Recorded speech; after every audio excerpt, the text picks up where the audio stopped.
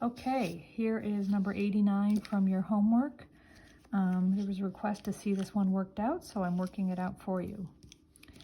The idea here was to solve this equation, x to the 5th plus 243 equals 0. Another way to view that equation is x to the 5th equals negative 243. What we're looking for is the 5 roots of 243. Most of them will be imaginary. But we know from algebra that we used to do, one of them will have to be real because imaginary ones come as complex conjugates when they're in standard form.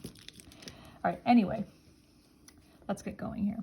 So the first step is to write down what z is. Z is, we want to write it in trig form. Our radius, graphically, this is a real number is on the real number line, and it's way over here. This is a negative 243, this distance over here. So my radius is positive 243. We always use a positive radius, and that location is 180 degrees. So it's cosine 180 plus I sine of 180, and it works out anyway. If you take the cosine of 180, you get -1. You multiply that by 243, you get negative 243. If you took the sine of 180, you would get 0, meaning there's no imaginary part. So that is this point right here, okay, on the real axis. This is your real axis, and this is your imaginary. Okay. So that's the trig form of negative 243. And you want to do that because you're going to need this angle and you're going to need this number in front because you're going to be taking the 5th root of it. So those the 5th roots of this number z, which we can write z sub k. K represents the roots, 1, 2, 3, 4. We're going to have 5 of them. Is the 5th root of 243. This is using the formula on page 450 times cosine of 180 plus 360k over 5 plus I sine of 180 plus 360k over 5. So k will change for each of the roots. Let me make a couple points here. This bottom number here is 5 because we're doing cube roots. So that's n in the formula, n is 5. Whoops, maybe you can't see that.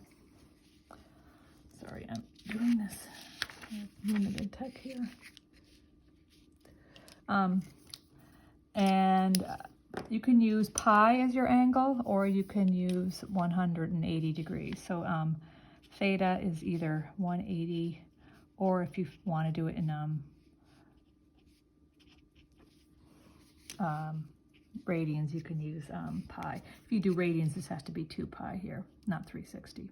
But what you're doing is adding extra rotations onto the location of this number, negative 243. Just keep adding extra 360s, but then you're adding those onto the 180 and dividing by 5 into 5 parts.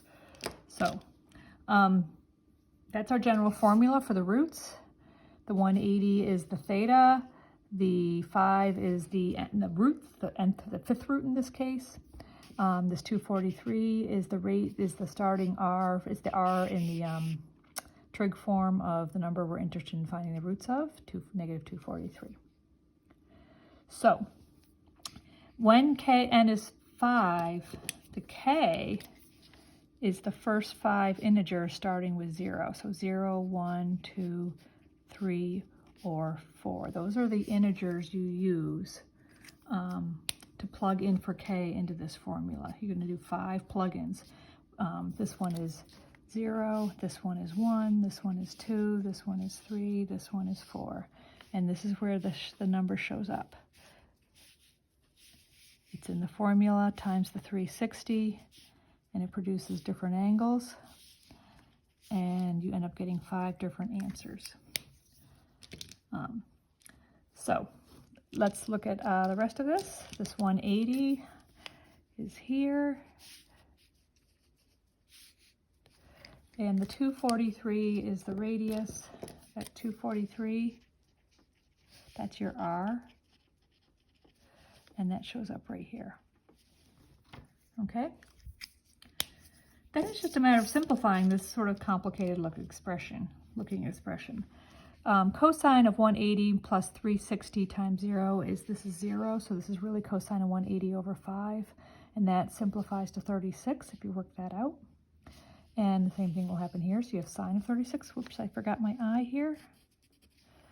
Very easy to drop that by accident.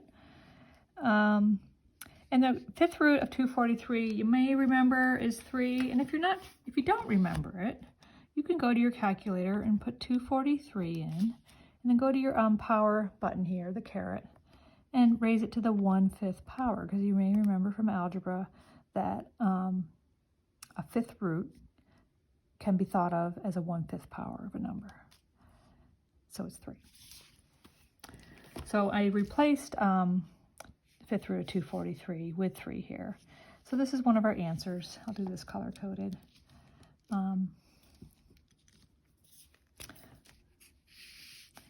It's 3 cosine 36, I sine 36. They did not ask you for standard form, so you could leave this in trig form, and I think the answers in the back of the book are that way.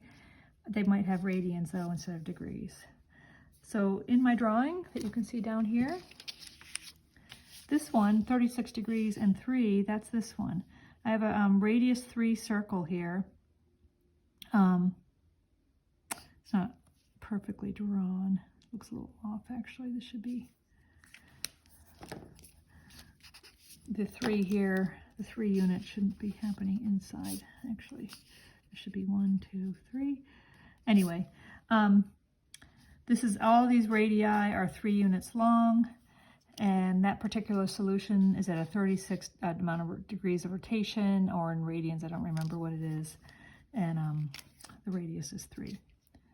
The next one, you're going to plug in 1 for 360, so you do 180 plus 360, simplify that, divide by 5, and you're going to get 108 for both of these. So it's, and then the front number always comes out the same. It's 3 cosine 108 sine I sine 108. That particular number is right here. 108 degrees of rotation gets you there. It's a little past 90. Radius is still 3. The next one, you're going to plug in 2, and you sort of and a so on at this point. You divide multiply 360 by 2, add it to 180, and divide by 5. This one ends up coming up with 180 as your angle. So that one's right there. That is 3 units out. It's basically -3, 0 as an ordered pair, and that is a root of -243. If you take -3 and raise it to the 5th power, you're going to get -243. So this is a correct answer. The next one, we're going to take 360 times 3, add it to 180, divide by 5 to get our 2 angles. And then the 5th root of 243 is out front. So that's this one here. And then the last one, which we have as z sub 4, but we started with z sub 0. We're putting a 4 in here. Simplifying these 2 angles, you get 288 degrees, still have a radius of 3, and that one is here. And those angles, they should look like they're perfectly spaced 1/5 of the way around the circle away from each other if you're rotating. So that's 89.